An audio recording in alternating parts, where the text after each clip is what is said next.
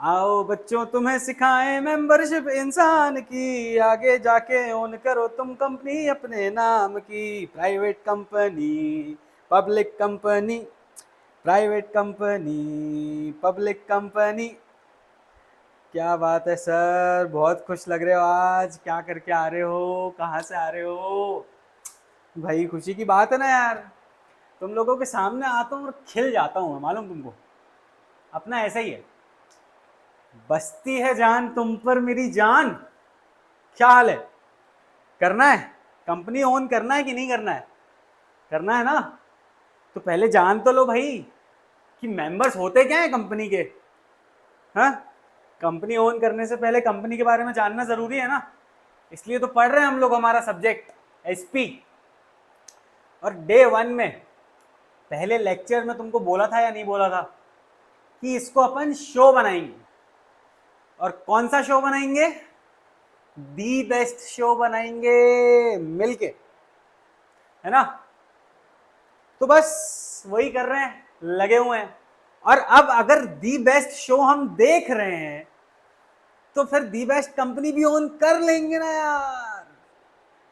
चलो, क्या देखा फिर पिछले लेक्चर में? पढ़ाई वढ़ाई की क्या घर जाके? कर रहे हो? चलो चलो, अच्छी बात। कर रहे हो तो बढ़िया। तुम्हारे मेरे दोनों के मारे न्यारे।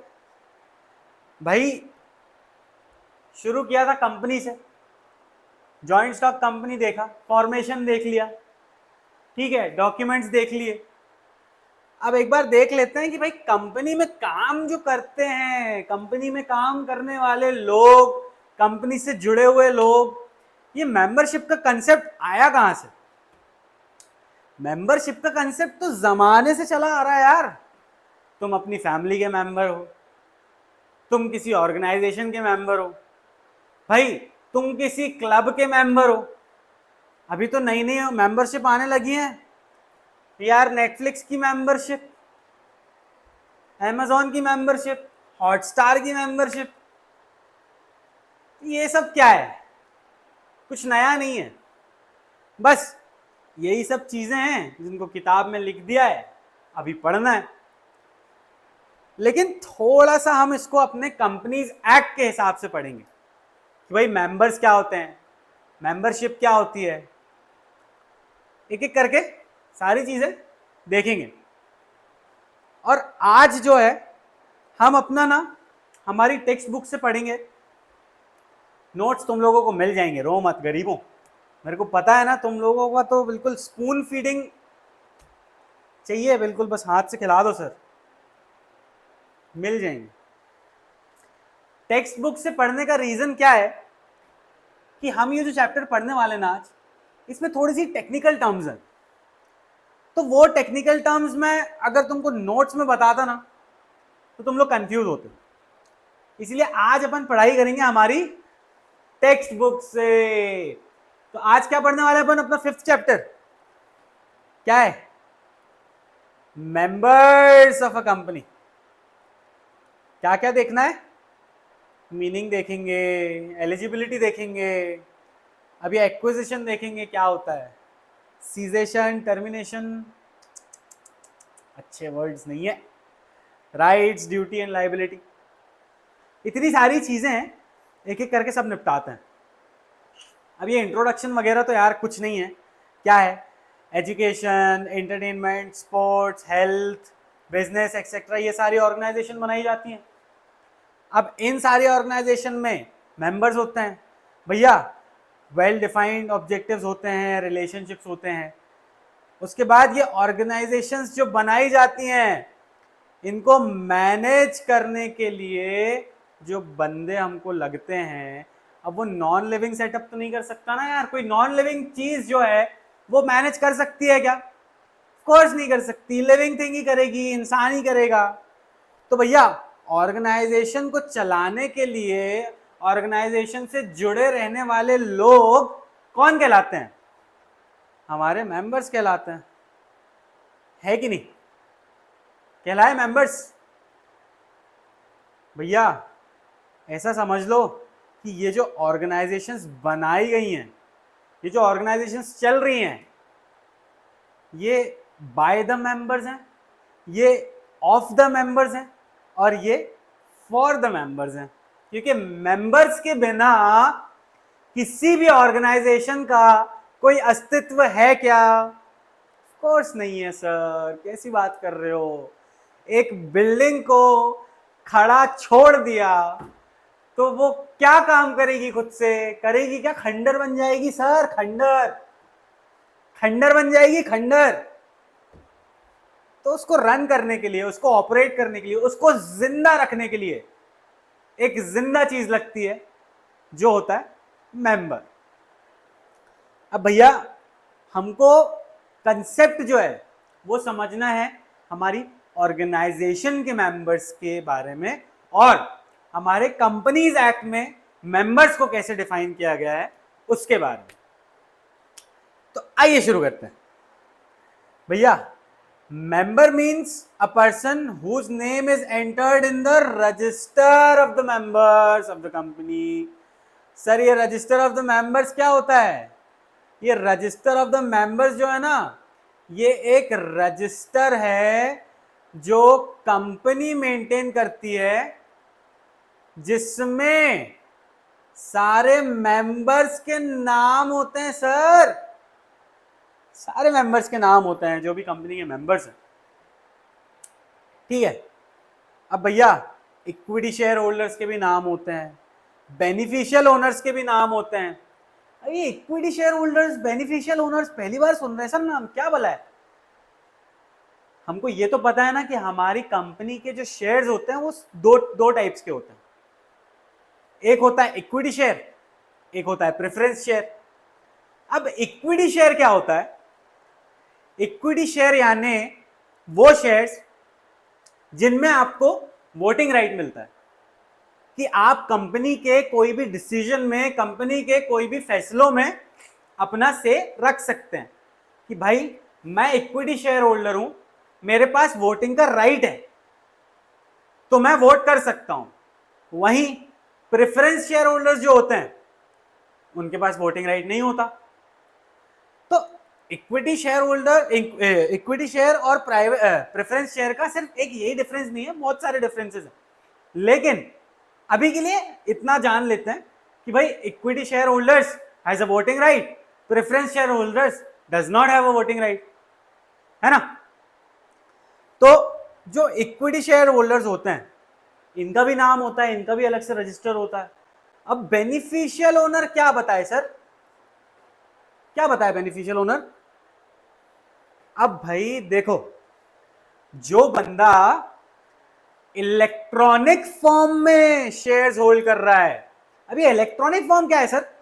इलेक्ट्रॉनिक फॉर्म में शेयर होल्ड कर रहा है मतलब डीमैट फॉर्म में शेयर होल्ड कर रहा है, यानी स्टॉक मार्केट से स्टॉक्स खरीद रहा है थ्रू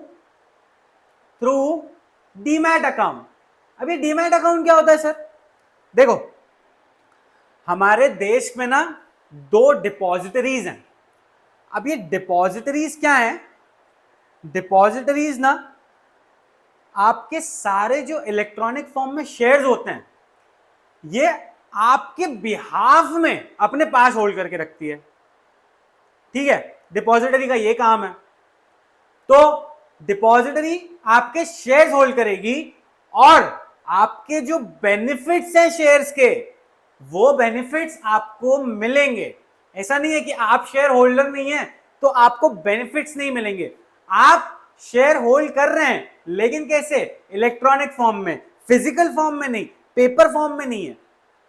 आप इलेक्ट्रॉनिक फॉर्म में आप अपने शेयर्स होल्ड कर रहे हैं और ये जो आपके शेयर्स हैं इनकी कस्टडी किसके पास है? इनकी कस्टडी है डिपॉजिटरी के पास। भाई दो डिपॉजिटरीज हैं, पहली क्या है? नेशनल सिक्योरिटीज डिपॉजिटरी लिमिटेड यानी एनएसडीएल, दूसरी सेंट्रल डिपॉजिटरी सर्विसेज लिमिटेड यानी सीडीएसएल। ये दोनों डिपॉजिटरीज, ये दोनों में से कोई एक डिपॉजिटरी हो सकती है जो आपके शेयर्स, आपके शेयर्स की कस्टडी रख रही हो। ठीक है, लेकिन शेयर्स की कस्टडी तो उधर है, लेकिन बेनिफिट्स किसके पास हैं? बेनिफिट्स तो आप ही के पास है ना। इसीलिए आप कहलाते हैं बेनिफिशियल ओनर।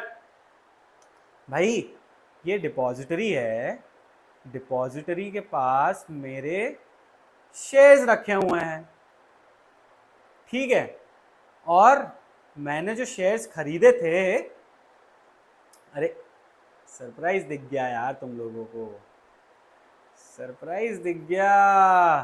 तो भाई डिपॉजिटरी मेरे बिहाफ में शेयर्स होल्ड करके रख रही है, ठीक है, लेकिन इन शेयर का बेनिफिट किसको मिल रहा है? शेयर का बेनिफिट मिल रहा है मेंबर को, यानी जिसने शेयर्स खरीदा है। तो ये मेंबर क्या कहलाया? ये कहलाया बेनिफिशियल ओनर। यानी बेनिफिट सारे कौन उठा रहे हैं शेयर्स के? बेनिफिशियल ओनर, ठीक है। अब क्या क्या बेनिफिट्स होते हैं? डिविडेंड होता है और बोनस मिलता है, ये सब चीजें हैं जो भी बेनिफिट्स मिलते हैं। बेनिफिट्स बाद में डिस्कस करेंगे। एक बस ये याद ध्यान रखो कि शेयर्स के बेनिफिट्स जिसको मिल रहे हैं वो बेनिफिशियल ओनर है। अब भाई दो कंडीशंस हैं कंपनी का मेंबर बनने के लिए। पहले तो आपको शेयर्स खरीदना पड़ेगा कंपनी के, या फिर आपका नाम रजिस्टर ऑफ द मेंबर्स में होना चाहिए, ठीक है। आओ आगे बढ़ते हैं। अब भाई मेंबर और शेयर होल्डर में फर्क क्या है? What's the difference between member and share holder?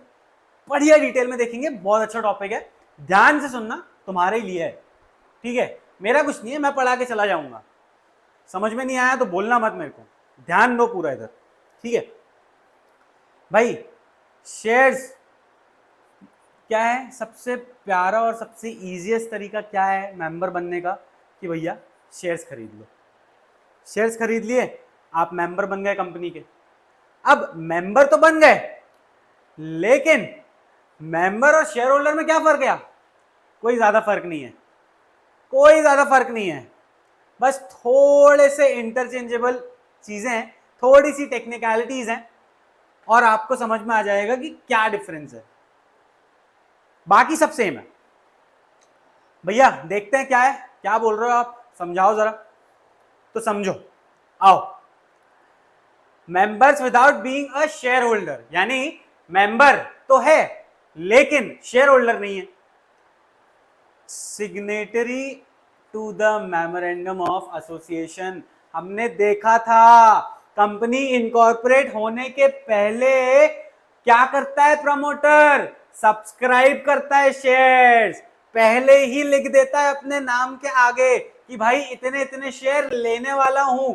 At that particular point of time he becomes a member. भाई मैंने मेमोरेंडम में साइन कर दिया, मेरा नाम मेमोरेंडम में आ गया, मैं कंपनी का मेंबर बन गया। Promoters are members of the company. Even though the company has not yet incorporated, they still have become members of the company. क्योंकि they become member of the company but are not shareholders till shares are allotted to them. जब company बनेगी, जब company shares निकालेगी, जब company shares इनको देगी, तब ये शेयर होल्डर्स कहलाएंगे। अभी क्या हुए? मेंबर्स। उसके बाद देखते हैं कि कंपनी लिमिटेड बाय गारंटी। भाई जिस कंपनी में मेंबर्स ने सिर्फ गारंटी दे रखी है, शेयर कैपिटल है ही नहीं। अब जब शेयर कैपिटल है ही नहीं तो सर शेयर होल्डर कैसे बनूंगा? मैं कैसे बनूंगा? नहीं बन पाऊंगा। तो इस केस में भी क्या होगा? मैं कहलाऊंगा क्या? Member. Company limited by guarantee जिसमें शेयर कैपिटल नहीं है, उसमें शेयर होल्डर्स नहीं होते। जो पर्सन, जिस मेंबर ने जितने जितने एक्सटेंट तक गारंटी ले रखी है, don't get me started on what is company limited by guarantee. 50 bar discuss करके आ रहा हूं अभी तक यहां तुम्हारे पास। अभी अगर तुमने मेरे से पूछा कि कंपनी लिमिटेड बाय गारंटी क्या होती है, मैं मुक्का मारूंगा तुम्हारे पेट पे। आओ समझते हैं अगला क्या है। भाई मेंबरशिप बाय क्या है? एक्वेसिन्स। छी छी हट। Estoppel, membership by estoppel. अब मान लो मैं गरीब लाचार बेचारा अत्याचार का मारा, मेरा नाम किसी कंपनी की रजिस्टर में आ रहा, मैं क्या कर लूं बेचारा, बताओ। मेरे को मालूम ही नहीं है कि कैसे किसी कंपनी में मेरा नाम आ गया। कंपनी में मतलब कंपनी के रजिस्टर में मेरा नाम आ गया गलती से। अब वो किसी की भी गलती हो, कंपनी ने ना क्या किया, मेरे को नोटिस भेजा कि भाई हमारी कंपनी के रजिस्टर में आपका नाम आ गया है। तो क्या आप इसको ओन करते हैं या मानते हैं कि गलती से आ गया है? लेकिन मैं लालची भी ठहरा बेचारा। अब मैंने लालच में आके बोला कि नहीं नहीं नहीं नहीं नहीं नहीं नहीं, नहीं। मुझे ये नाम पसंद आया, आपके रजिस्टर में मुझे ये नाम पसंद आया, तो मैंने अपना नाम नहीं कटवाया। तो जब मैंने अपना नाम नहीं कटवाया और इस कंपनी के ऊपर लाइबिलिटी आया, तो फिर मेरा सर चकराया और मैं बोला कि क्या कर दिया रे दादा। बस यहीं पे फंस गया बेचारा। कंपनी के रजिस्टर में नाम आया, मेंबर बन गया, उसको पता नहीं था कि कंपनी के ऊपर थी लाइबिलिटी, कंपनी के ऊपर थी लाइबिलिटी। तो क्या किया उसने, ये क्या हुआ, अब एक बार पढ़ो, मेरी स्टोरी आएगी तुमको प्यार से समझ में जब तुम इसको पढ़ोगे। If any person misrepresent himself as a member shall be stopped from refuting his position, यानी क्लेम करना, उसको वो अपनी पोजीशन क्लेम कर रहा है subsequently, and he is held liable as a member even though he is not a shareholder. A person who knowingly permits entering his name in the registrar of the company, यानी बेटा तेरे को बताया गया था या तेरे को पता था कि ये कंपनी के रजिस्टर में तेरा नाम है, तूने हटवाया नहीं, तो अब भुगत। कंपनी के ऊपर लाइबिलिटी आई तो इस मेंबर को भी धरा जाएगा कि आजा बेटा, चल चल चल आजा आजा, ठीक है। तो ऐसा है, दिस वाज क्या है अपना, membership by estoppel. Estoppel is to stop, हमने उसको रोका था, हमने उससे पूछा था, हमने उससे रजामंदी ली कि भाई तू है कि नहीं है, उसने बोला हाँ मैं हूं, तो हाँ तू दे। अब क्या है, ट्रांसफर ऑफ शेयर्स। अब जो ट्रांसफरर होता है, ये ट्रांसफरर कौन होता है, मैं अल्तमश खान हरीश सर को क्या कर रहा हूं, सेल कर रहा हूं। क्या सेल कर रहा हूं, शेयर सेल कर रहा हूं। मैं क्या कहलाया, ट्रांसफरर, ट्रांसफरर। और हरीश सर क्या कहलाए, ट्रांसफरी। ये री और रर में ध्यान देना, जो दे रहा है वो रर, जो दे रहा है वो रर, और जो ले रहा है वो री। Transferor and transferee. So the transferor of the shares continues to be member of the company till his name is removed from the register of members and replaced with the name of transferee। यानी जब तक मेरा नाम company के register से हट नहीं जाएगा और उसकी जगह हरीश सर का नाम लिख दिया नहीं जाएगा, तब तक मैं मेंबर कहलाऊंगा। लेकिन मेरे शेयर्स तो चले गए, मैंने तो अपने शेयर्स बेच दिए ना, किसको बेचे, हरीश सर को बेचे। तो अब क्या हुआ कि मैं शेयर होल्डर तो नहीं रहा, but I am still a member of a company. कब तक, जब तक मेरा नाम हटा के हरीश सर का नाम नहीं डाला जाता, ठीक है। On the death of a member by succession या फिर ट्रांसमिशन ऑफ शेयर्स। देखो हमने पिछले लेक्चर में हमारे ट्रांसमिशन का मतलब देखा था कि ट्रांसमिशन क्या होता है। ट्रांसमिशन क्या होता है, ट्रांसफर वॉलंटरीली किया जाता है, ट्रांसमिशन वॉलंटरीली नहीं किया जाता है। इसको धर के दबोच के या इसके मर जाने के बाद जो इसकी चीजें हैं वो दे दी जाती हैं, सौंप दी जाती हैं किसी और को, इसको कहते हैं ट्रांसमिशन। हमने ट्रांसफर करवाया खुद से, मैंने अपनी स्वेच्छा से दिया, उसको कहते हैं ट्रांसफर। तो share of deceased member are held by his legal heir, यानी कोई बंदा जो इस दुनिया से परलोक सिधार गया है उसको हम कहते हैं डिसीज्ड मेंबर, और इसके जो शेयर्स हैं are held by legal heirs और रिप्रेजेंटेटिव, यानी उसका घर बार परिवार या फिर उसने जिस किसी का भी नाम दिया होगा कि भाई मेरे मरने के बाद इसको मेरे शेयर्स दे देना। The deceased person ceases to be the shareholder but continues to be a member, यानी क्या है कि जो बंदा मर गया है, बाबूजी आप तो चले गए लेकिन आप नाम छोड़ के गए अपना, मर गए हो, डिसीज्ड हो गए हो, तो शेयर होल्डर नहीं रहे लेकिन मेंबर तो हो मेरी जान। बाबू मोशाय you are still a member. कब तक देखते हैं। Transmission is process wherein the shares of deceased are registered in the name of his legal representative. मतलब एक ही मतलब बैठ रहा है कि मेरे जाने के बाद जिसके नाम पर मैंने शेयर्स दिए, जब तक उसके नाम पर शेयर्स चले नहीं जाते, जब तक उनका नाम मेंबर्स के रजिस्टर में नहीं आ जाता, तब तक मैं डिसीज्ड पर्सन, मैं ही मेंबर हूं भाई, मैं ही मेंबर हूं। On solvency of a member, shares of an insolvent person, आमदनी 98, खर्चा रुपया। भैया मैंने कर्जा कर लिया और अब मेरे पास नहीं है रोकड़ा, तो मैं हो गया इंसॉल्वेंट।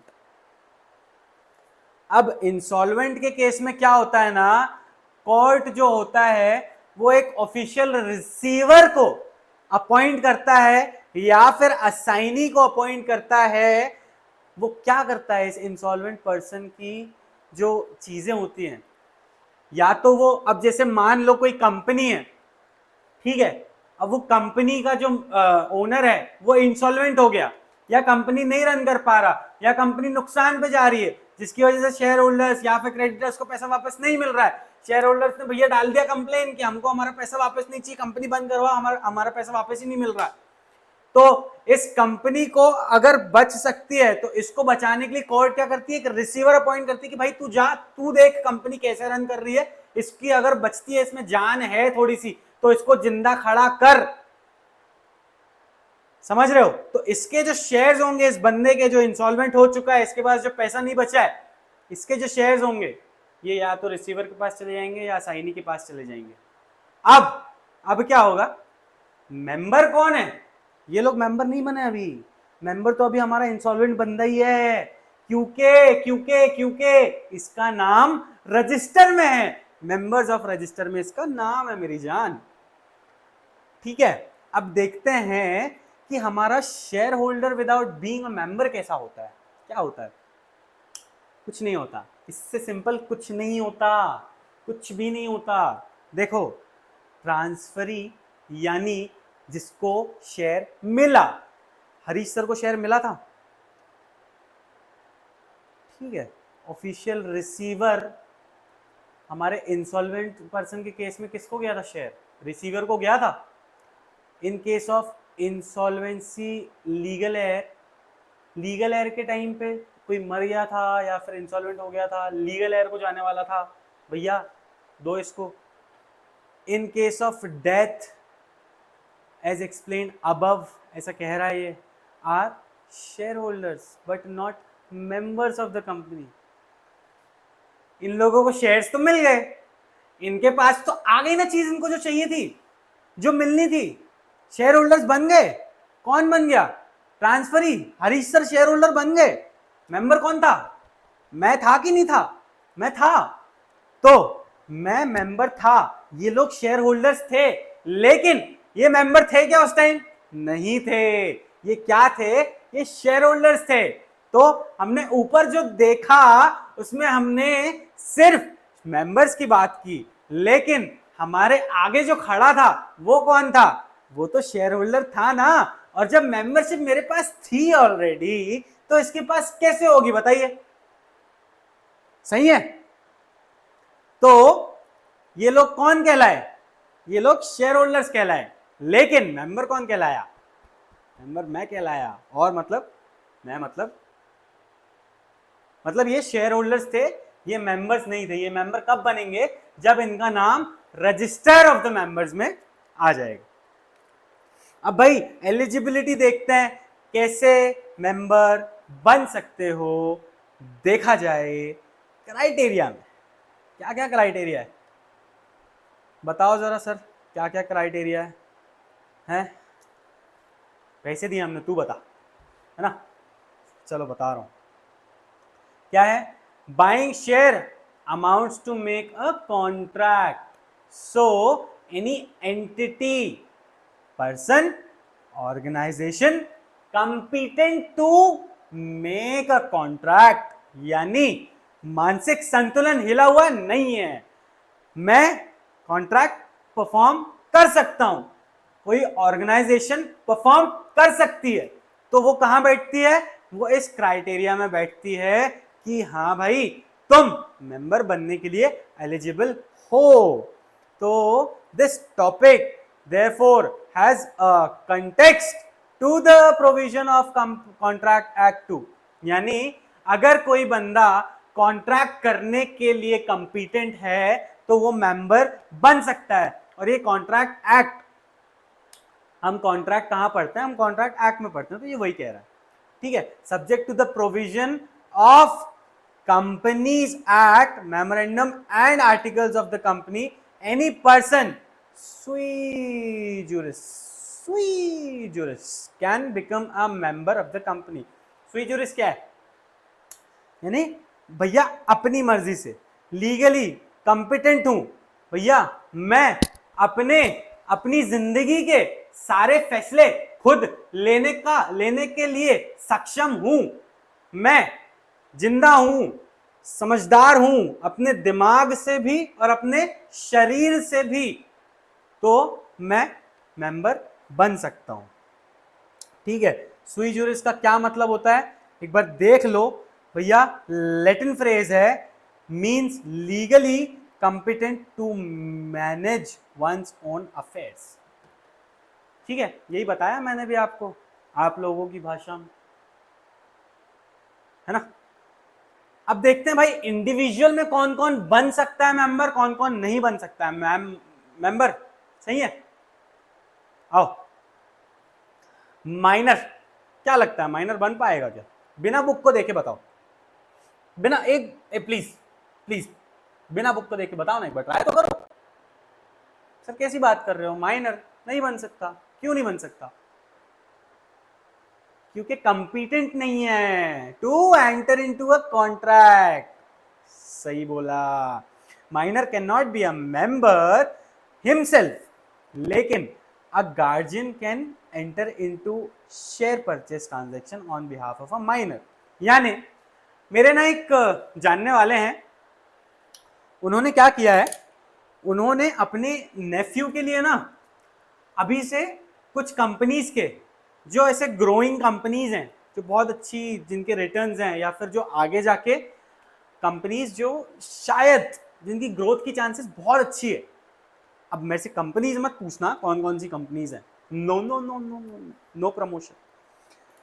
तो उन्होंने ना क्या किया, उन्होंने अपने नेफ्यू के लिए ना, उनके नेफ्यू के बर्थडे में उन्होंने उसके नाम पे कुछ शेयर्स खरीद कर रख दिए, और उनके पेरेंट्स को बोला कि भाई ये जब बड़ा हो जाएगा ना, तब इसके हाथ में ये शेयर्स दे देना, क्योंकि ये शेयर्स इसके लिए बहुत बेनिफिशियल होने वाले हैं आगे वाले टाइम पे। That's what he said. तो इन्होंने क्या किया, he entered into a contract, he entered into a share purchasing transaction on behalf of that minor nephew of his। right thing। चलो तो मेंबर नहीं अपना माइनर नहीं बन सकता है मेंबर, लेकिन उसके बिहाफ में कोई गार्जियन उसका मेंबर बन सकता है। ठीक है भाई, इंसॉल्वेंट है, इंसॉल्वेंट है, बताओ, अभी देखा हमने, इंसॉल्वेंट होता है कि नहीं होता है member? Since the beneficial right of shareholding are held by official receiver assignee, so the insolvent person stops being the member. यानी कस्टडी आ गई इनके पास, मेंबर्स अपने इंसॉल्वेंट मेंबर का नाम हटा दिया हमने हमारी इससे, तो वो अब मेंबर नहीं रहा हमारी कंपनी का। सही है। अब कोई पागल इंसान है, हमारा ये बच्चा आदि मजाक कर रहा हूँ भैया, बढ़िया प्रॉपर है, लेकिन थोड़ा सा मानसिक संतुलन हिला हुआ है इसका, मैं मानता हूँ।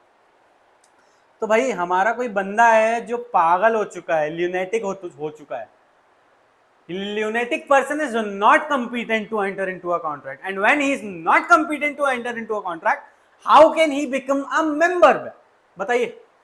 So he cannot become a member. Inability to enter into a contract renders the person ineligible for membership of a company. भाई एलिजिबल ही नहीं है ना यार, कंपिटेंट नहीं है यानी एलिजिबल नहीं है। भाई फॉरेनर, हाँ, गोरी मैम बन सकते हैं क्या हमारे अंबानी जी की कंपनी में मेंबर? बनवा दें, बिठा दें उनको, तो बन सकती है। Since a foreigner can enter into a contract unless he is not lunatic और she is not insane, foreigner can become shareholders or buy shares to be member of an Indian company subject to the provision of FEMA 1999। भाई हमने foreigners को allow किया है to the extent of some point कि भाई आप आओ और हमारे कंपनीज में पैसा इन्वेस्ट करो, हमारे देश में बाहर की करेंसी लाओ। हमने ये क्या कर रखा है, हमने उनको परमिशन दे रखी है, हमने उनको अलाउ कर रखा है to the extent of some point, क्योंकि हमने एक लिमिट लगा रखी है उसके ऊपर। इसको हम फॉरेन डायरेक्ट इन्वेस्टमेंट भी कहते हैं, जो आपके कोर्स में नहीं है तो दिमाग लगाने की जरूरत नहीं है, एक्स्ट्रा नॉलेज दे रहा हूं, रख लिया तो ठीक, छोड़ दिया तो भी ठीक है, मेरे सर पे मत बैठना कि सर समझा नहीं। ठीक है, तो ऐसे ही क्या हुआ था ना, जब हमारे टाइम, हमारे ब्रिटिशर एरा था, उसके पहले हम भाई राजा महाराजाओं का टाइम था, कैसे ब्रिटिशर्स कैसे आए हमारे ऊपर, राज कैसे किया उन्होंने, हमारे ऊपर हुकूमत कैसे की, उसके पहले वो लोग ऐसे ही आए थे कि बिजनेस करेंगे। हमारी जो कंट्री है, हमारी कंट्री में ना बहुत सारे रिसोर्सेज हैं, नेचुरल रिसोर्सेज का ना खजाना है हमारे पास, खदान है हमारा देश नेचुरल रिसोर्सेज का। इसी चीज के लिए वो लोग आए थे, बिजनेस करने आए थे, ट्रेड करने आए थे। धीरे धीरे धीरे धीरे करके आते गए, बढ़ते गए, बढ़ते गए, और फिर हमको डोमिनेट करना शुरू कर दिया, हम पर राज करने लगे। तो बस यही चीज कहते हैं ना, वो दूध का जला छाछ भी फूक फूक कर पीता है। तो बस इसीलिए हमने उनके ऊपर एक लिमिट सेट करी कि भाई एक लिमिट तक आप आइए और हमारे देश पर पैसा इन्वेस्ट कीजिए, हमारे देश के ऑर्गेनाइजेशंस पे, हमारे देश की कंपनीज पे पैसा इन्वेस्ट कीजिए, आपको अलाउड है। तो ये सब चीजें, ये इसके सारे जो रूल्स एंड रेगुलेशंस है कि कितने लिमिट तक आपको देना है, कहाँ तक आप किस एक्सटेंट तक कर सकते हो, किसके बाद आपको नहीं दिया जाएगा भाई शेयर, या फिर आपको इन्वेस्ट नहीं करने दिया जाएगा इसके बाद, ये सब चीजें हमको कहाँ पे दी गई हैं? ये सब दी गई हैं हमको हमारे फेमा एक्ट में, जो कि बताता है foreign exchange management act 1999। It aims at facilitating external trade and promote foreign exchange market in India। कि भाई फॉरेन करेंसी आएगी तो हमारे देश की इकोनॉमी में इजाफा होगा। ठीक है, अब भाई ऑर्गेनाइजेशन की बात करते हैं कि कौन कौन मेंबर बन सकता है, कैसे बन सकता है। भाई कोई कंपनी, कंपनी क्या है? Company is a legal artificial person या artificial legal person, physically existence में है, चल फिर नहीं सकती है, लेकिन उसको सारे लीगल राइट्स तो दिए हुए हैं ना हमने। तो हमारे सारे लीगल राइट्स में से एक राइट ये भी है that the company can enter into a contract. True और not? Yes, a company can enter into a contract, and when a company can enter into a contract, company can purchase share of another company. So why can't it be a member of a company? It can be a member of a company. A company being a legal person can be a member of another company in its own name, but always know that company itself cannot purchases its own shares and it cannot be a member of its own. कोई company अपने ही नाम पे, अपने register of the companies में अपना नाम नहीं लिख सकती कि मैंने अपने नाम से इतने इतने शेयर्स अपनी ही कंपनी में खरीद लिए, अब मेरा नाम मेंबर्स की जो रजिस्टर उसमें लिखो। ठीक है, it can become member only if authorised by MOA और एओए। ठीक है, can not invest in its own shares. देखो तुम्हारा भाई गलत नहीं बोलता भाई, कुछ पढ़ के आता है, मैं रिसर्च करके आता है, मैं अपनी होमवर्क किया है मैंने अपना। तुम लोगों को क्या लगता है ऐसे उठ के आ जाता हूँ क्या? है पेट पालने का रे बाबा, गरीब आदमी है मैं। ठीक है, चलो आप cooperative societies, separate legal person being a registered entity, it can be a member of a company, nothing new. Limited liability partnership, separate legal person, sir juristic person है, member बन सकती है, बिल्कुल बन सकती है। हिंदू अनडिवाइडेड फैमिली, जाओ अपने अतीत पर और मुझे बताओ कि ये हिंदू अनडिवाइडेड फैमिली क्या है?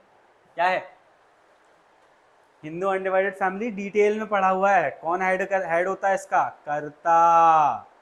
तो भाई act does not prohibit membership of HUF, but share can be registered only in the name of कर्ता। इसका कोई रीजन बताएगा क्या मेरे को, क्या है? क्यों हम अपने रजिस्टर ऑफ द मेंबर में कंपनी का नाम नहीं रखते, सॉरी HUF का नाम नहीं रखते और कर्ता का रखते हैं? पता है क्या? बताओ तो बताओ, दिमाग लगाओ ना यार, थोड़ा सा तो दिमाग लगाओ। सोचा होगा ना कुछ तो, मतलब पूछा है मैंने, सवाल है तो जवाब भी है। देखो क्यों, वाई? क्योंकि हमारी जो HUF है ये सेपरेट लीगल एंटिटी नहीं है, इसमें मेंबर की लाइबिलिटी जो है वो अनलिमिटेड है। अब आप बोलोगे कि भाई आपने HUF का नाम लिखा है तो HUF लाइबल हुआ, मेंबर्स को तो जाने दो। That is why separate legal entity नहीं है HUF। हमारे बिजनेस में HUF में अगर नुकसान होता है तो लाइबिलिटी किसकी आती है? कर्ता की आती है, और कर्ता की तो अनलिमिटेड लाइबिलिटी होती है मेरी जान, अनलिमिटेड लाइबिलिटी। यानी इसमें तेरा घर चला जाएगा। हाँ, दैट इज वाई हम जब भी HUF अगर मेंबर बनना चाहे तो मेंबर्स में कर्ता का नाम होता है, ना कि HUF का। ठीक है, आया समझ में? आया? थोड़ा दिमाग लगाया करो, कंपाइल किया करो, थोड़ा सा जोर डालो उस पर, बादाम खाओ भिगा के रोज। भाई partnership firm can not be a member, same thing, लेकिन हमारे पार्टनर्स मेंबर बन सकते हैं। सही भाई। Trust, registered under trust can become a share holder in company in its own name. कोई भी ट्रस्ट है अगर और वो रजिस्टर्ड है तो हम उसको बना सकते हैं भाई, मेंबर बन जाएगा, वो शेयर होल्डर बन जाएगा, खरीद सकता है शेयर। अब ये वही है टेबुलर फॉर्म में बना के दे दिया है भाई, माइनर नहीं बन सकता, इंसॉल्वेंट नहीं बन सकता, ल्यूनेटिक है, पागल है, नहीं बन सकता, फॉरेनर बन सकता है, कर्ता बन सकता है एचयूएफ में, कंपनी बन सकती है, कोऑपरेटिव सोसाइटी भी बन सकती है, एलएलपी भी बन सकती है, एचयूएफ नहीं बन सकती, एज एचयूएफ नहीं बन सकती, एचयूएफ का कर्ता बन सकता है। तो ये है भाई, पार्टनरशिप फर्म नहीं बन सकती, पार्टनर्स बन सकते हैं, ट्रस्ट बन सकता है। आगे देखें, एक्विजिशन ऑफ मेंबरशिप, कैसे मिलेगी मेंबरशिप? मेंबरशिप कैसे मिलेगी सर? अभी तक तो वही पढ़ रहे हैं, कैसी बात कर रहे हो? अभी थोड़ा और डिटेल में है बाबा। By subscribing to the memorandum, यानी प्रमोटर्स की बात कर रहा है। Subscribers to the memorandum of a company are its members, यानी प्राइवेट कंपनी है अगर, तो 2 लोगों ने सब्सक्राइब किया होगा मिनिमम, वो 2 लोग मेंबर्स हुए। पब्लिक कंपनी में 7 लोगों ने किया होगा, वो 7 लोग मेंबर हुए। ओपीसी में 1 बंदे ने तो किया होगा, वो 1 बंदा मेंबर हुआ। ठीक है, उसके बाद भाई application and allotment of shares, company ने ऑफर किया, कंपनी ने कहा कि आओ ना, शेयर ले जाओ ना, आओ ना, शेयर ले जाओ ना, हमने ले लिया। अब भाई मैंने ले तो लिया है, लेकिन कंपनी को 10 में से कितना रुपया दिया? मैं सिर्फ 2 रुपए दिया है। एप्लीकेशन में 2 रुपए दिया, अलॉटमेंट में 2 रुपए दिया, 6 रुपए दे दो देना अभी भी बाकी है।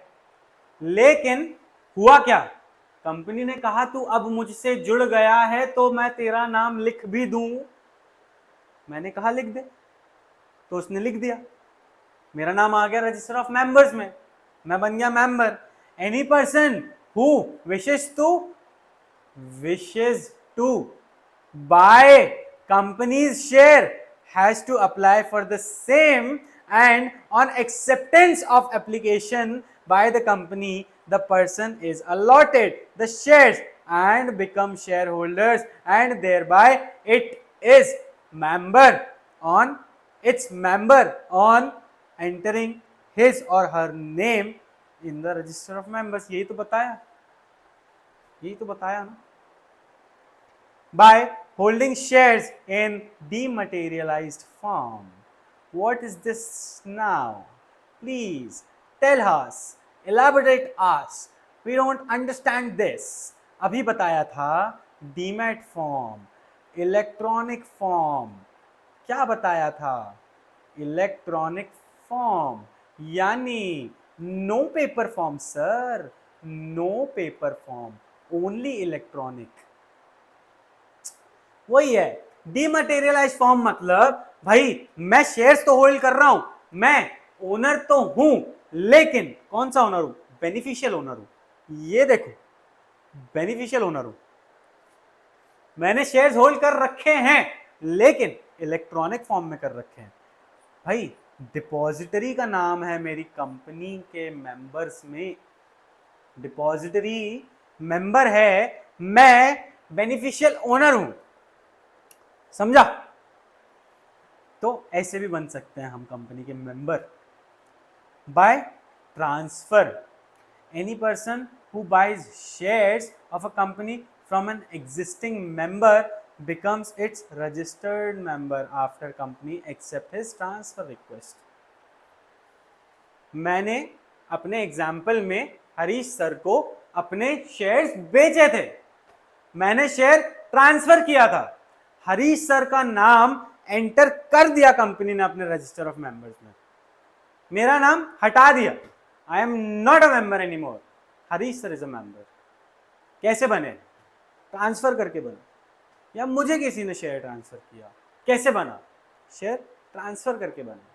क्या बना? मेंबर बना sir. By transmission of shares, क्या है ट्रांसमिशन ऑफ शेयर्स? कितने बार बताऊं मैं तुम्हें? Transfer of shares by the operation of law, यानी गवर्नमेंट ने बोला इससे नहीं होगा रे बाबा, तू संभाल जाके। कौन संभालेगा? कौन संभालेगा भाई? अगर डेथ हो गई है, अगर सामने वाला इंसॉल्वेंट हो गया है, इंसॉल्वेंसी की स्टेज पर है, भाई पागल हो चुका है, इसको अपन क्या बोलेंगे? इन सारे केसेस में उसने वॉलंटरीली अपने शेयर्स नहीं दिए, ट्रांसमिट हुए शेयर्स, ट्रांसमिशन हुआ शेयर्स का, ठीक है। The legal representative, legal heirs in case of death, ये कौन कहलाए? ये मेंबर कहलाए। कब कहलाए? जब इनका नाम लिख दिया गया, उनका नाम हटा के इनका नाम लिख दिया गया रजिस्टर ऑफ मेंबर्स में, क्योंकि शेयर्स तो अल्टीमेटली किसको मिले? डेथ के केस में लीगल एयर को मिले, भाई ऑफिशियल रिसीवर को मिले इंसॉल्वेंसी के केस में, या फिर एडमिनिस्ट्रेटर को भी मिल सकते हैं इंसैनिटी, पागलपन के केस में, ठीक है। ये देख लिया हमने। आगे देखते हैं भाई, nominee of one person company. One person company का नॉमिनी यानी जो ओनर है उसने अपने अलावा एक नाम दर्ज किया हुआ है कि कल को अगर मैं इस दुनिया में ना रहा तो मेरी सारी जायदाद इस बंदे के नाम कर देना। प्यार, मोहब्बत, इश्क और प्रॉपर्टी सब दिया रे बाबा। Nominee of a one person company, in case of one person company, जो बंदा जिसको नॉमिनेट किया है, किसने? वन पर्सन कंपनी के ओनर ने, जो कि अपना जो भी ओनर रहा होगा वो एक वन पर्सन कंपनी रन कर रहा था, उसने नॉमिनेट किया था इस बंदे को कि भाई मेरे जाने के बाद इस बंदे को, मेरे जाने के बाद इस बंदे को मेंबर बना देना, यानी मेरे सारे शेयर्स इसको दे देना और मेरी सारी जायदाद इसको दे देना। That's what he said. तो ये कौन बन जाएगा? नॉमिनी, मेंबर बन जाएगा, ठीक है। बाय एक्विसेंस, फिर आ गया ये hit estoppel. By estoppel, PEL, sorry baby, PEL estoppel. भाई रजिस्टर क्या है ये? If a person is wrongly entered, wrongly entered, हाँ याद रखना, ये वर्ड रखना बहुत जरूरी है हमारे ध्यान में कि टू स्टॉप एस्टॉपल। एस्टॉपल कब होता है? When the name of this person is wrongly entered in the register of the members और hold himself out as member or knowingly allows his name to remain on a register of members without informing the company about the mistake getting it ratified।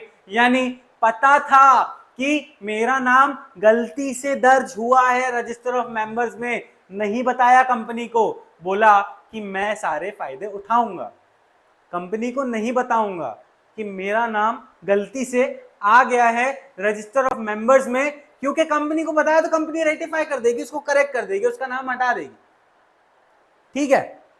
इसने ये चीज कर तो दिया भैया, वो क्या करेगा? अब वो डिनाई नहीं कर सकता अगर उस पर लाइबिलिटी आ जाए, फिर उसके बाद वो ये नहीं बोल सकता कि भाई मेरा नाम जो था कंपनी के रजिस्टर में वो गलती से दर्ज हुआ था, मुझे नहीं देना कोई पैसा। क्यों? बेनिफिट्स तो सारे लेना था तुझे। तो वो अब मना नहीं कर सकता क्योंकि अब वो बन चुका है मेंबर ऑफ द कंपनी। अब वाइंडिंग अप हो रहा है तो पैसा तो देना पड़ेगा। It is called membership by principle of estoppel, ठीक है। सीजेशन या टर्मिनेशन ऑफ मेंबरशिप, यानी तेरी मेंबरशिप तुझसे छीन ली जाएगी या तेरी मेंबरशिप चली जाएगी। कैसे जाएगी अब देखते हैं। ट्रांसफर ऑफ शेयर्स, मैंने दे दिया था किसको? हरीश सर को। क्या दिया था? शेयर्स दिया था। हरीश सर को शेयर्स दिए थे, सर ने मेरे को पैसा दिया था, मैंने सर को शेयर्स दिए थे। भाई मेरा हो गया, इनका शुरू हो गया, मैं मेंबर नहीं रहा, यानी I ceased to exist as a member in the company, क्योंकि मेरा नाम हटा दिया गया। कहां से? रजिस्टर ऑफ मेंबर्स में से मेरा नाम हटा दिया गया और किसका नाम डाल दिया गया? हरीश सर का नाम डाल दिया गया। तो ट्रांसफर ऑफ शेयर्स से। फिर उसके बाद इन द इवेंट ऑफ डेथ और इंसॉल्वेंसी, मैं मर गया, लीगल एड्स को दे दिया, इंसॉल्वेंट हो गया, रिसीवर को दे दिया, तो मैं मेंबर रहा क्या?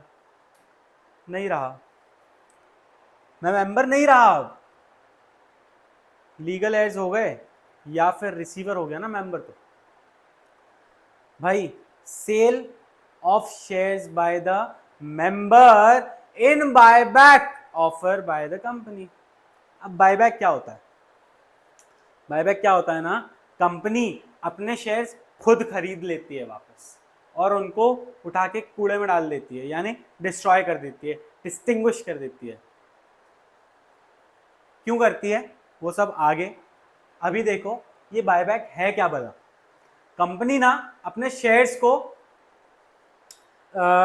खरीदती है वापस मार्केट से, सारे शेयर होल्डर्स से, उनको प्रीमियम देके। इसको हम कहते हैं बायबैक, यानी company is buying back its shares from the members. तो sale of shares by the member in the buyback offer of the company. किसी मेंबर ने, कंपनी ने बायबैक किया, कंपनी ने बोला कि लाओ पैसे देती हूं बहुत ज्यादा, मेरे को मेरे शेयर्स दे दो वापस, ठीक है, पैसे देती हूं, मेरे को मेरे शेयर्स दे दो। तो जिस मेंबर ने इस बायबैक में अपने शेयर्स बेचे वो अब मेंबर नहीं रहा, he cease to be a member of the company. भैया forfeiture of the share, मैंने 4 रुपए दिए थे, 6 रुपए देना बाकी था, कंपनी ने मेरे से 2 बार बोला, 3 बार बोला, 4 बोला, थक गई कंपनी, कंपनी ने मेरे शेयर्स फॉरफीट कर लिए। मेरा नाम तो था मेंबर्स में, मेंबर ऑफ रजिस्टर में मेरा नाम था, मैंने पैसे नहीं भी दिए थे तब भी मेरा नाम था, लेकिन अब तो मेरे पास शेयर्स ही नहीं रहे, मेरे शेयर्स फॉरफीट हो गए, मेरे शेयर्स जब्त हो गए। I cease to become a member or continue to be a member। फॉरफीटर हो गया, फॉरफीचर हो गया भाई। Surrender of share of the company by member, मेरे प्राण छोड़ दो, ये अपने शेयर पकड़ो और दफा हो जाओ, मुझे नहीं चाहिए तुम्हारे शेयर। मेंबर्स ने, किसी मेंबर ने कंपनी को बोला नहीं चाहिए तुम्हारे शेयर्स, सरेंडर कर रहा हूं। ऐसा कब होता है? यूजुअली ये कब होता है ना कि कंपनी ने भाई एप्लीकेशन मनी बुलाया, 2 रुपए मैंने दे दिया। यार कंपनी ने अलॉटमेंट मनी बुलाया, 2 रुपए मैंने दे दिया। अब फेस वैल्यू थी 10 रुपए की, मेरे को देने थे वापस 6 रुपए और। पता चला कि कंपनी नुकसान पे है, कंपनी की वैल्यू कम हो रही है। अब मेरा मन नहीं है, मेरे को नहीं रहना इस कंपनी में शेयर होल्डर, मेरे को बेचना है अपने शेयर्स, या फिर मेरे को चाहिए ही नहीं। अब मैं बेच भी नहीं सकता क्योंकि मैंने पूरा पैसा दिया ही नहीं है, अभी तो कंपनी के पास ही है शेयर्स, मेरे पास कस्टडी नहीं है, लेकिन मैं सिर्फ मेंबर हूं, मैं नाम का, मेरे पास नाम के लिए वो है, लेकिन एक्चुअली है तो कंपनी के पास ही ना। तो मैंने क्या किया कि भाई मेरी लाइबिलिटी मेरे फायदे से ज्यादा आ रही है, 4 रुपए दिए हैं, 4 रुपए जान देना यार, रख कंपनी, रख तू रख, ये 6 रुपए तो बचा लेता हूं मैं अपने, जो 6 रुपए और देना है मेरे को कंपनी को, नहीं देना है मेरे को। मैंने क्या किया, मैं अपना शेयर सर्टिफिकेट उठाया, कंपनी के पास लेके गया बकायदा, और ऐसे उसके मुंह पे मार दिया, हाइट नहीं चाहिए, तुम्हारे शेयर्स तुम्ही को मुबारक, नहीं चाहिए, तू ही रख। हम क्या किया, ये मेंबर ने सरेंडर कर दिया अपने शेयर्स, इसको कहते हैं हम surrender of shares of the company by member. इस टाइम पे भी क्या होगा, he will not be a member anymore। भाई exercising the lien over the share of member, क्या है ये? Lien over the share of members. Lien हमने पढ़ा है, कहां पढ़ा है बताओ, याद करो, बताओ कहां पढ़ा है? अरे पिछले चैप्टर में पढ़ा था ना बाबू, लीन ओवर द शेयर, ये देखो, lien on share means company does not transfer shares of a member till he pays his debt to the company.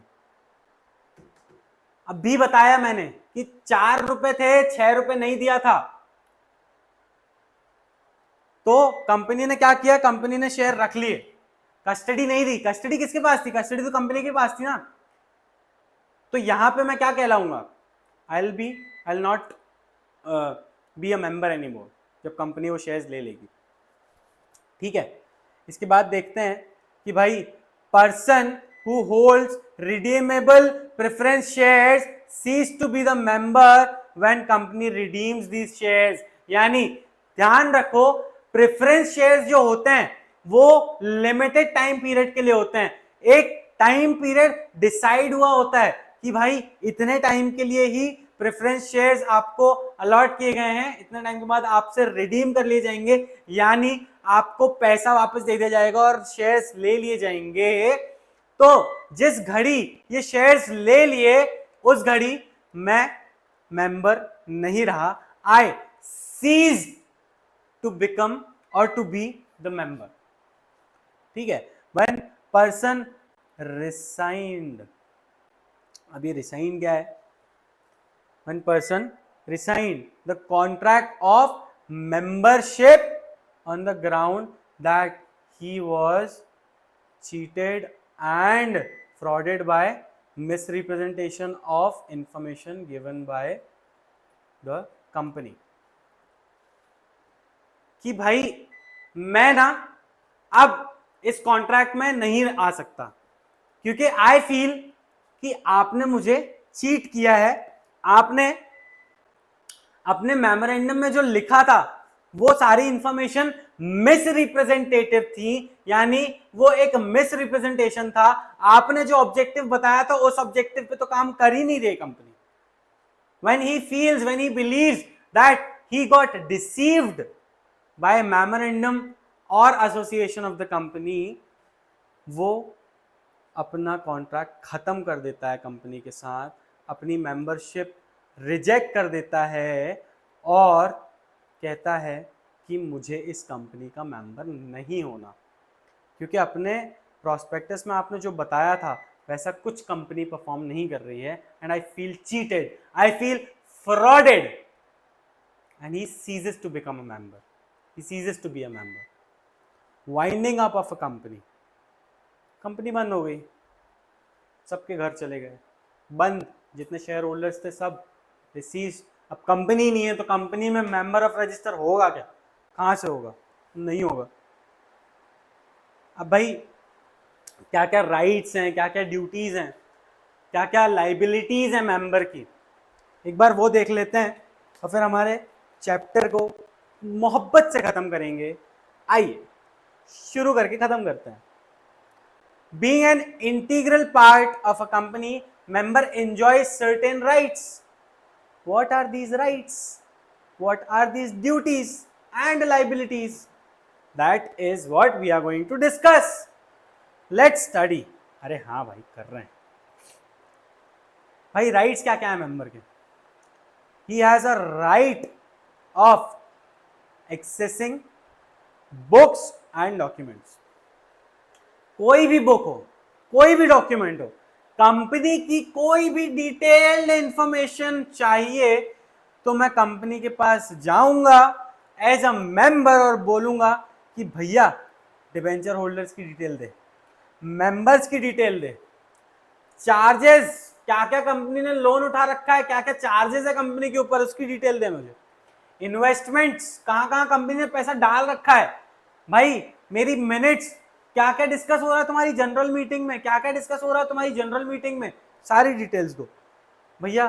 General meeting की प्रॉक्सी कौन आई थी, प्रॉक्सीज क्या होती हैं हम आगे देखेंगे। प्रॉक्सी मतलब किसी डायरेक्टर के बिहाफ में कोई बंदा आके बैठा है मीटिंग में, उसको प्रॉक्सी बोलते हैं, आगे देखेंगे भैया। उसके बाद क्या है? All returns filed by the company, क्या क्या दे रहे हो, कहाँ कहाँ पैसा खर्च कर रहे हो। मैं तो मेंबर हूँ, मैं तो पूछ सकता हूँ, मुझे जवाब चाहिए, दो जवाब। ठीक है, उसके बाद क्या राइट है मेंबर का? To make fundamental corporate decisions अब क्या है ये फंडामेंटल कॉर्पोरेट डिसीजंस क्या है? What is this fundamental corporate decision? Member holds exclusive power to decide at meeting of members on matter like change of the register office of the company, increase in authorized capital. भाई ये सारे ना rights हैं member के। अगर मैं share hold कर रहा हूँ और मैं बोलता हूँ कि मुझे ये मीटिंग में मेरा ये से है या फिर मेरा ये रेजोल्यूशन है या ये मैं इस रेजोल्यूशन को फेवर करता हूँ या मैं इसको रिजेक्ट करता हूँ, तो मुझे काउंट किया जाएगा, मेरी बात मानी जाएगी। एक सिग्निफिकेंट होल्डिंग है मेरे पास या फिर जो भी, कि भैया मेरा हक है to change of register of the office. मैं अपनी मीटिंग में बताऊंगा कि ये करना चाहिए। Increase in authorised capital, change of objects of the company, ठीक है, amend articles of association.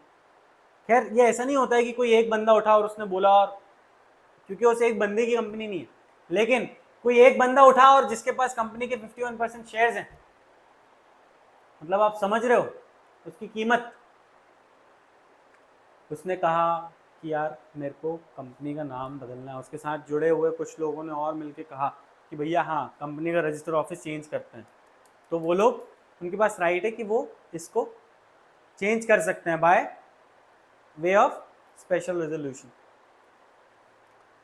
Acquisition, merger and take over, क्या है ये?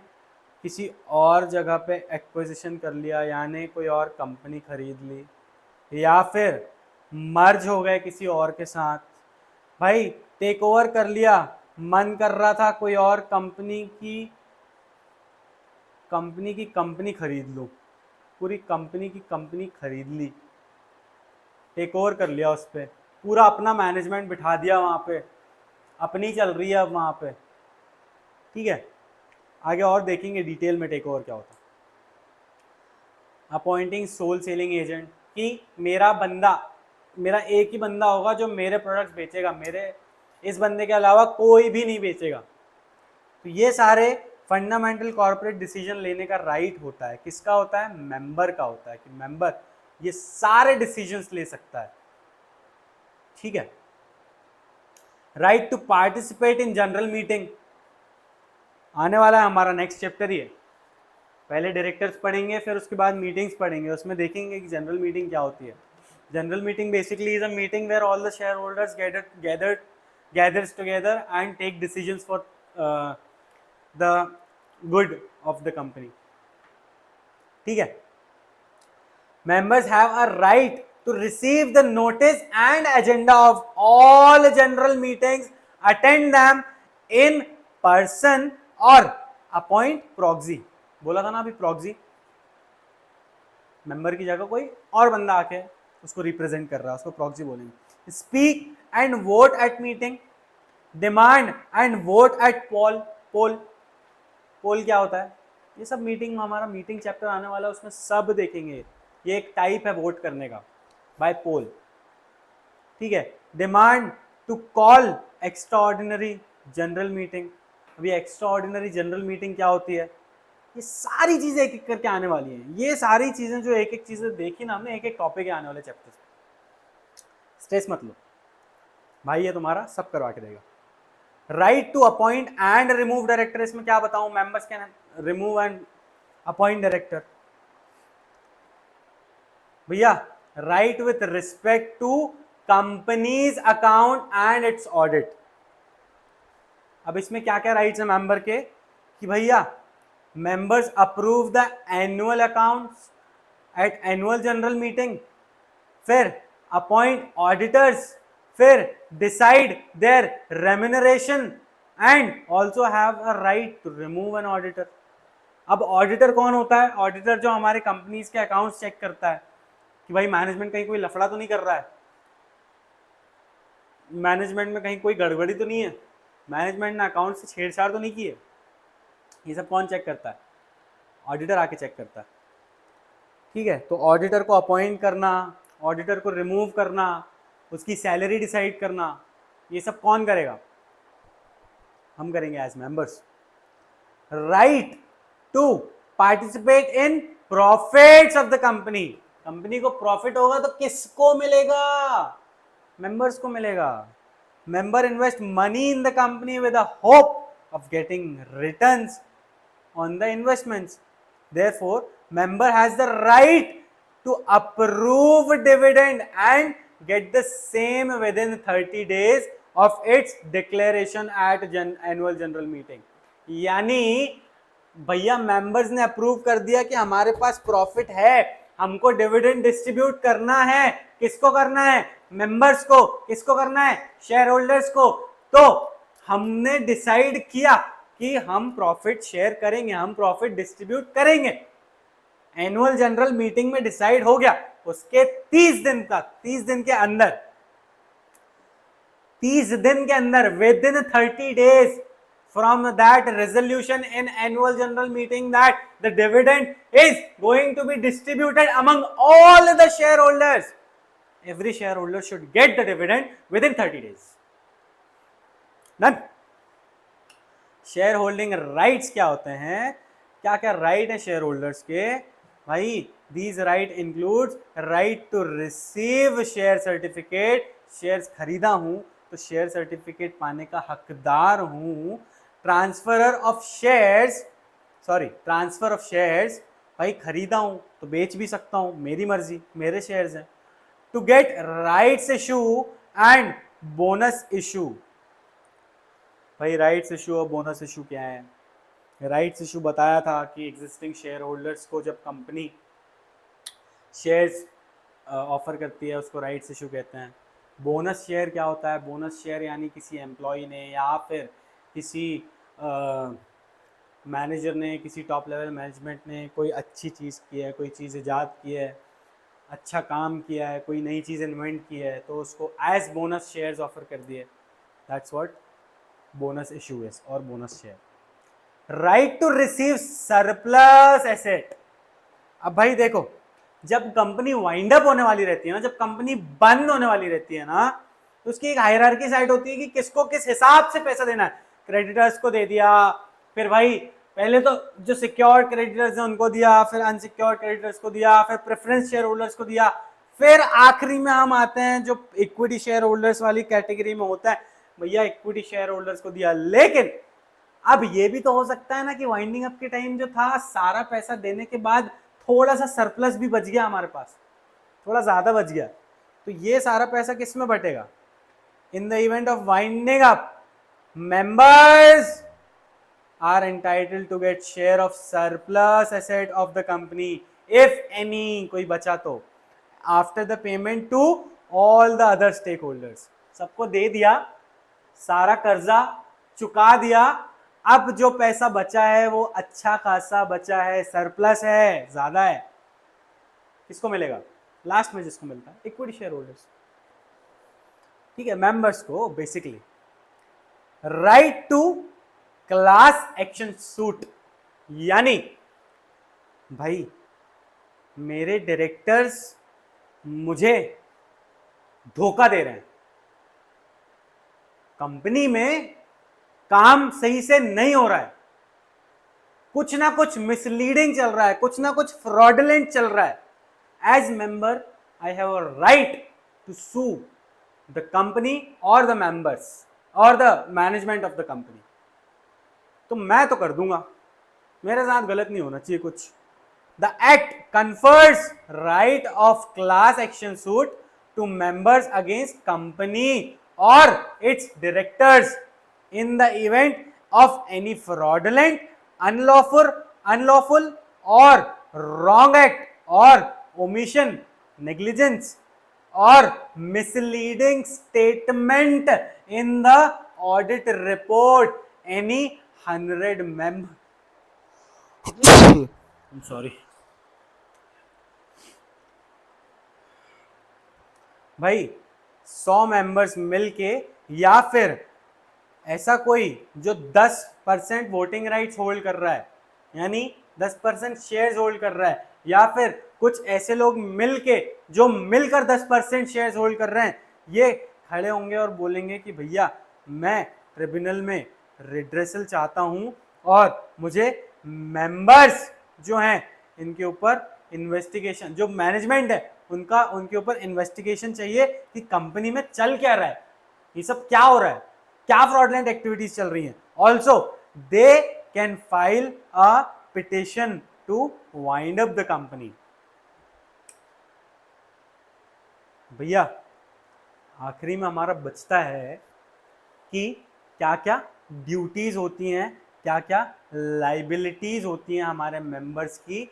इसको पढ़ते हैं, हमारा चैप्टर समाप्त करते हैं. अगले चैप्टर में मिलेंगे एक बार और. इस बार क्या करेंगे ना, चलो सरप्राइज दूंगा मैं तुमको अगली बार आकर. हाँ भाई, क्या है, a member is required to fulfil certain liabilities and obligations, like a member is bound to the company by all the covenants of the articles of association. यानी कि जो भी आर्टिकल ऑफ एसोसिएशन में लिखा है वो आपको एज इट इज फॉलो करना पड़ेगा. आप ये नहीं कह सकते कि आर्टिकल्स ऑफ एसोसिएशन में जो लिखा है मैं उसको फॉलो नहीं करूंगा. आर्टिकल्स में कुछ लिखा है, आप कुछ बोल रहे हैं, ऐसा नहीं. You will have to stick to whatever is written in the article of association. हाँ, आपको पसंद नहीं आ रहा है तो आप चाहें तो उसको चेंज कर सकते हैं, उसको अमेंड कर सकते हैं, लेकिन वो कब होगा, जब आपके जैसे 75 लोग, अगर 100 लोग हैं तो आपके जैसे 75 लोग या उससे ज्यादा लोग, यानी कि 75% लोग, यानी कि 3/4 members of the company feels the same, तब आप उसको अमेंड कर सकते हैं. लेकिन अगर ऐसा नहीं है तो आपको उस चीज को फॉलो करना पड़ेगा, that all the members of the company are covenant of the articles of association. मानना ही पड़ेगा उनको, they are bound. Since most of the companies have liability limited up to the face value of shares, the member is liable to pay full value of share. सीधी सी बात है, 4 रुपए दिए थे, 10 रुपए का फेस वैल्यू था, 6 रुपए बचे हुए हैं, कंपनी मांग रही है, दे दो, तुम्हारी लाइबिलिटी है. ठीक है, तुम्हारे ऊपर ऑब्लिगेशन है कि तुमको देना है बचे हुए 6 रुपए, तुम दोगे. उसके बाद इन case of unlimited company a member is personally liable. तो भैया चुका कंपनी के सारे डेट्स, बेच अपनी पर्सनल प्रॉपर्टी और ला के दे कंपनी को पैसा. सीधी सी बात है. You are obliged, no, you are obligated, you are obligated to perform that act. Duties है तुम्हारी, लाइबिलिटीज है वो तुम्हारे ऊपर, तो हर मेंबर को ये करना पड़ेगा. ये क्या कह रहा है, covenant of the article means content and clause of articles. भैया कंटेंट एंड क्लॉज जो भी हैं आर्टिकल्स के, उसको आपको मानना है. You are bound to act accordingly. ठीक है, पल्ला पढ़ले पड़ गया. देख लो यार, तुम लोग रो मत, चलो इधर आओ, इधर आओ, इधर आओ, रो मत, चलो इधर आओ.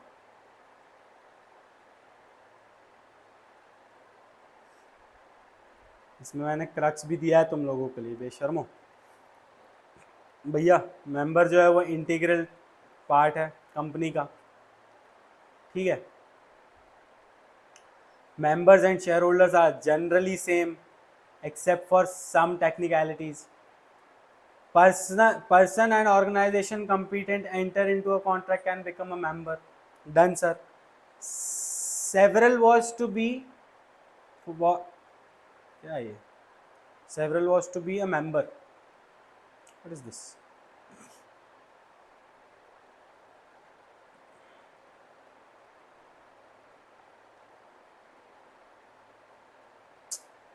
Several ways baby, there are several ways. क्या हैंडराइटिंग हो गई है मेरी, मेरे को खुद ही नहीं समझ में आ रही है.